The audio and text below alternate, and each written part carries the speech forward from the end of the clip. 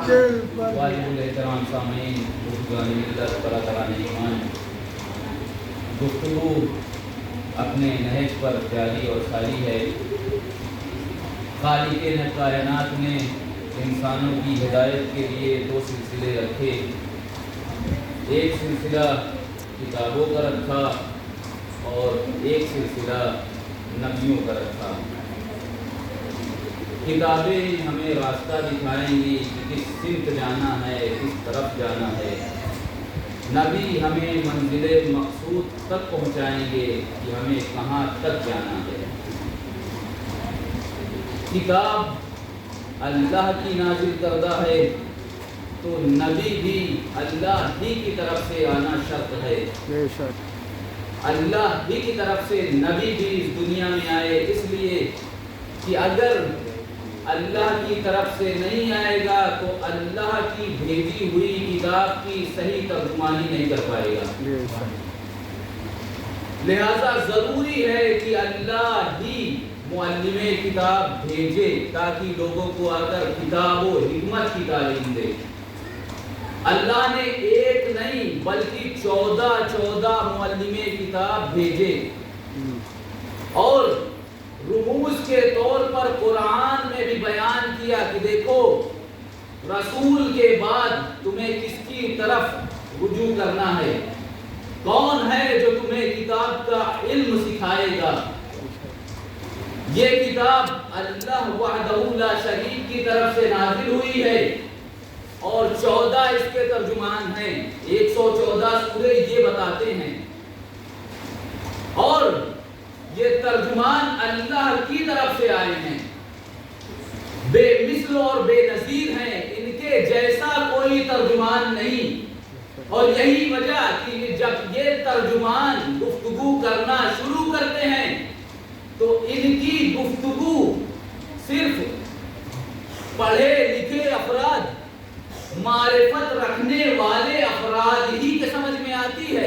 बेशक दुश्मनाने अहले बैत या इनसे जिस किसी को बुग़्ज़ है वो इनकी गुफ्तगू नहीं समझ सकता है। मैंने आपके सामने बयान किया, क्यों? इसलिए कि ये अल्लाह के बनाए हुए नुमाइंदे हैं। इनकी गुफ्तगू भी रुमूज से पुर होगी, हिकमत भरी होगी, हिकमत से खाली नहीं होगी। नबी बोलेंगे तो उसके पीछे भी हिकमत होगी, अली बोलेंगे तो उसके पीछे भी हिकमत होगी। क्यों? इसलिए मुअल्लिमे कुरान है।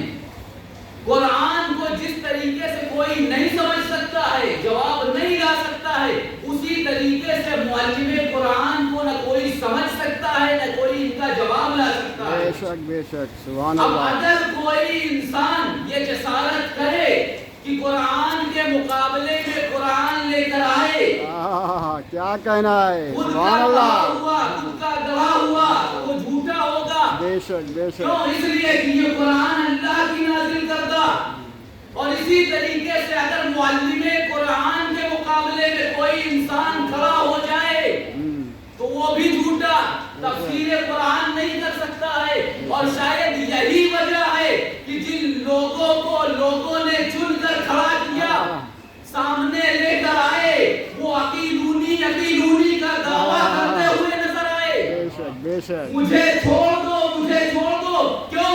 इसलिए कि तुम्हारे दरमियान अली जैसा मौजूद है और अल्लाह का बनाया हुआ मुअल्लिमे कुरान जब मिंबर पर जाता है तो कहता हुआ नजर आता है, सलूनी सलूनी, जो पूछना है पूछ लो। फर्क तारीख में दोनों साबित हैं। इंसानों के बनाए हुए मुअल्लिम अकीलूनी के दाई होते हैं कि मुझे छोड़ दो, मुझसे सवाल मत करो। क्यों? इसलिए कि सवाल होगा तो जवाब कहां से लाएंगे? बेशक। लेकिन अल्लाह का बनाया हुआ नुमाइंदा कहता जो पूछना है पूछ लो। और अजब, अली ने ये नहीं कहा कि इससे पहले मैं तुम्हारे दरमियान से चला जाऊं।